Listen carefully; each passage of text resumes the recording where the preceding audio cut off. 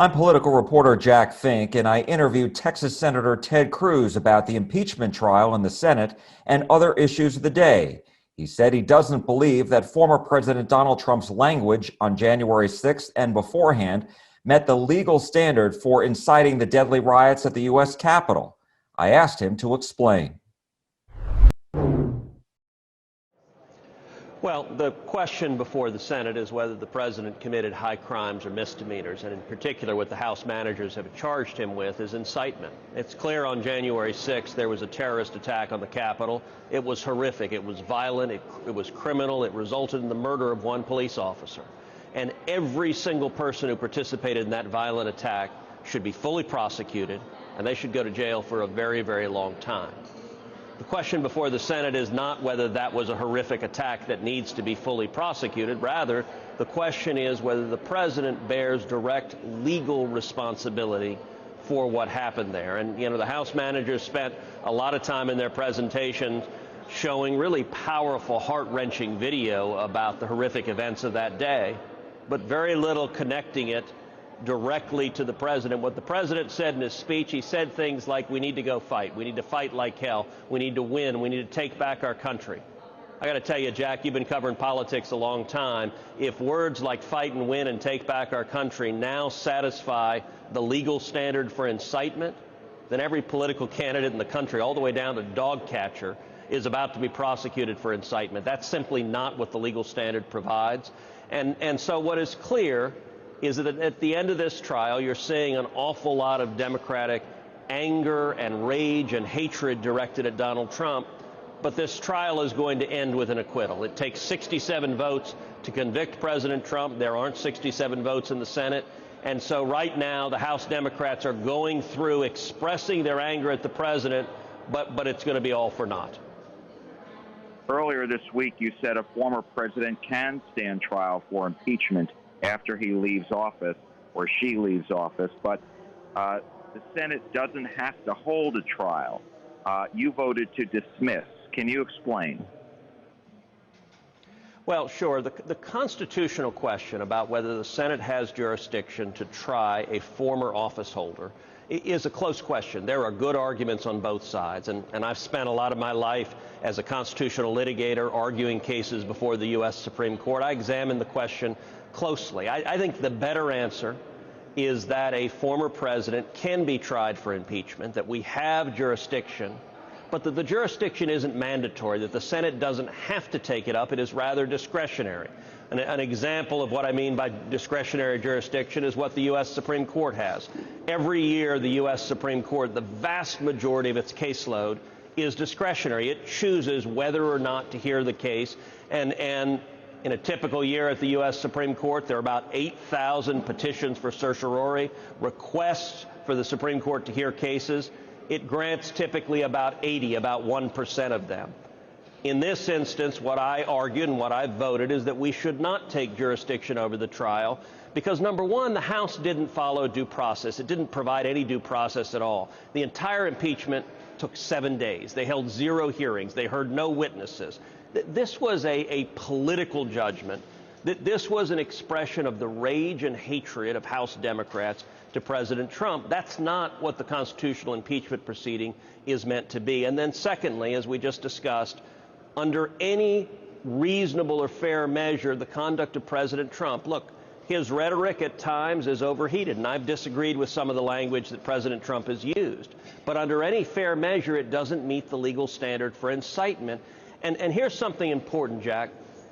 What the House managers have yet to do is even attempt to articulate a standard for incitement that would not include the multiple statement from Democrats, from Nancy Pelosi, from Chuck Schumer, from Maxine Waters, from Kamala Harris.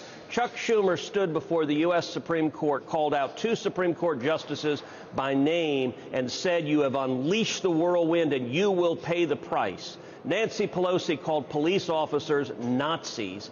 Kamala Harris, our vice president, raised bail money for violent rioters who had committed acts of violence.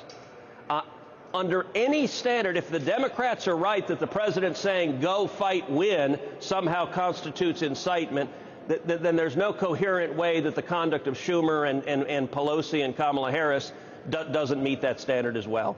The real answer is none of those are incitement, but rather this is the Democrats attempting to criminalize and weaponize the constitutional impeachment process, and that's why it's not going to succeed.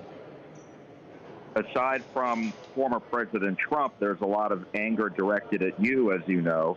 There are billboards by the Republican Accountability Project calling for you to resign because of your efforts to lead against the certification of the 2020 election. What's your reaction to those and to Democrats who've also called for you to resign or be expelled? Well, you know, unfortunately, there's a lot of Democratic anger and rage, and these billboards. Listen, we've had 4 years, really, of our country tearing apart, of people engaged in vicious, angry, personal assaults. These billboards are a manifestation of that. I ain't going anywhere.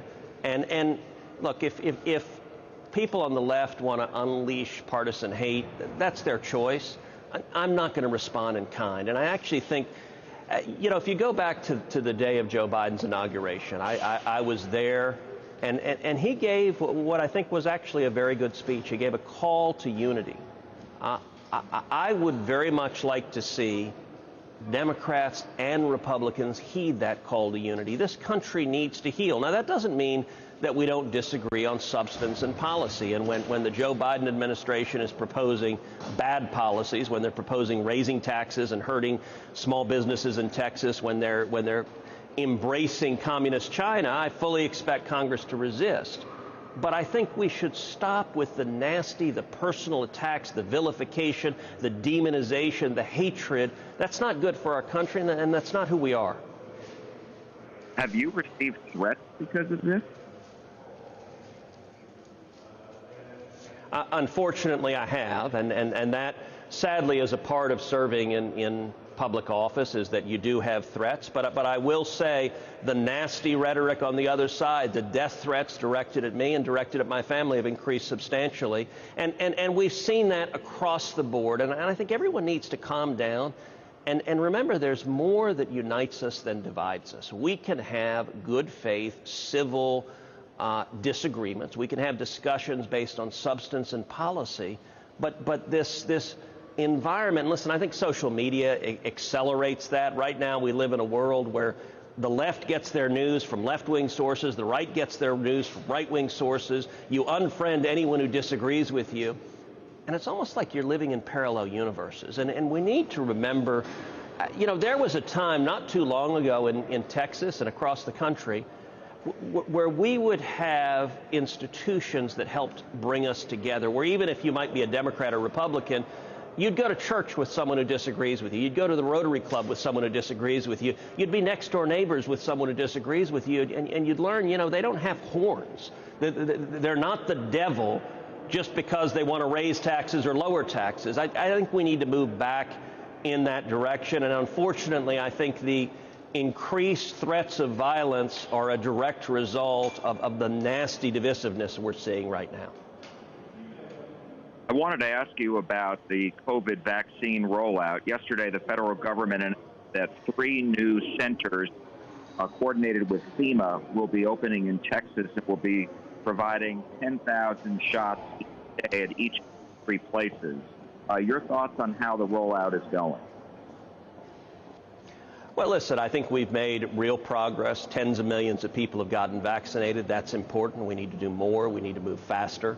Logistically, it's an incredibly difficult process to get hundreds of millions of vaccines administered. But I think we have made significant progress, and we need to keep moving forward. I will say it is an incredible achievement of both industry and also of government regulation facilitating the rapid deployment of a vaccine. Typically, developing a vaccine takes 2-3 years at a minimum. That we were able to turn this around in less than a year and already be deploying tens of millions of vaccines. I think that's a remarkable achievement, and I hope it will move us very quickly to putting this pandemic behind us. I think all of us are tired of the risk to health and safety and the enormous economic burdens that it has placed on everybody, and I think we're ready to see the country move forward and roar forward ahead together. Your reaction to the Dallas Mavericks, Mark Cuban, not having the national anthem played at a Mavericks game, and the NBA ordering that to continue, that to play the anthem, which is a league policy? Well, I'm glad the NBA did that. That's the right thing to do. I was also glad to see the Dallas Stars step forward and said that they were going to play the national anthem. That was the right thing for them to do.